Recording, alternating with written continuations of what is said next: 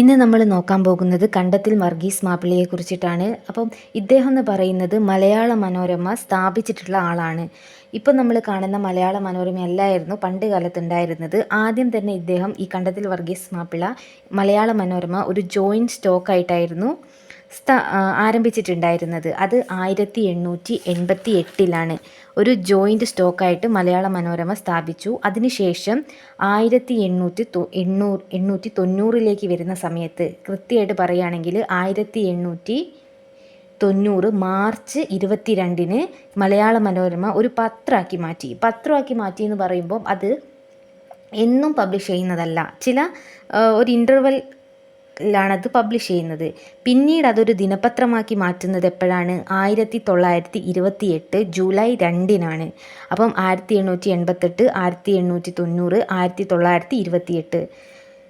പിന്നീട് ഈ ഒരു മലയാള മനോരമയുടെ ആ ഒരു ലോഗോ അപ്രൂവ് ചെയ്തിരിക്കുന്നതിനെ കുറിച്ച് നോക്കുകയാണെങ്കിൽ അത് ശ്രീമൂലം തിരുനാളാണ് അപ്രൂവ് ചെയ്യുന്നത്.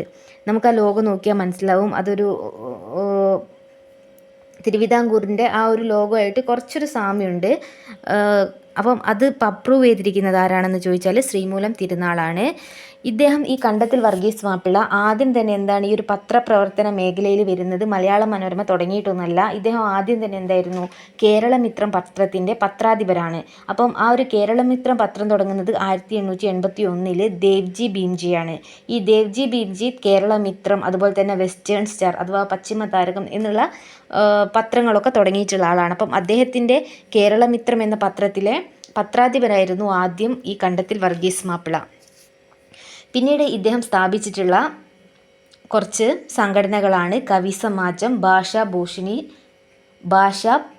സഭ. അപ്പം കവിസമാജവും ഭാഷാ പോഷിണി സഭയും ആരുമായി ബന്ധപ്പെട്ടിരിക്കുന്നു എന്ന് ചോദിച്ചിട്ടുണ്ടെങ്കിൽ അത് കണ്ടത്തിൽ വർഗീസ് മാപ്പിളയുമായിട്ടാണ് ബന്ധപ്പെട്ടിരിക്കുന്നത്.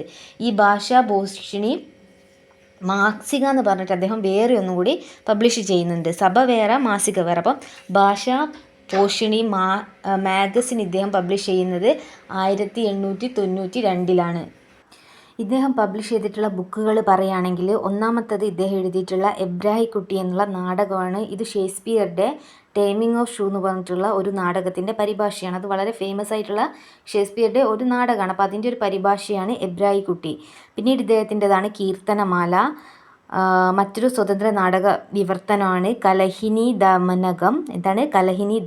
ദമനകം. പിന്നീട് ഇദ്ദേഹം കുട്ടികൾക്കായിട്ട് എഴുതിയിട്ടുള്ള മലയാളം പ്രൈമർ ഫോർ ചിൽഡ്രൻ. ഇത്രയാണ് ഇദ്ദേഹത്തിൻ്റെ ബുക്കുകൾ, അതായത് ഇദ്ദേഹം പബ്ലിഷ് ചെയ്തിട്ടുള്ള ബുക്കുകൾ എന്ന് പറയുന്നത്. അതിലേറ്റവും ഇമ്പോർട്ടൻ്റ് ആയിട്ടുള്ളതാണ് എബ്രാഹിക്കുട്ടി. ഇത്രയാണ് നമ്മൾ കണ്ടത്തിൽ വർഗീസ് മാപ്പിളയെക്കുറിച്ച് പഠിക്കുന്നത്.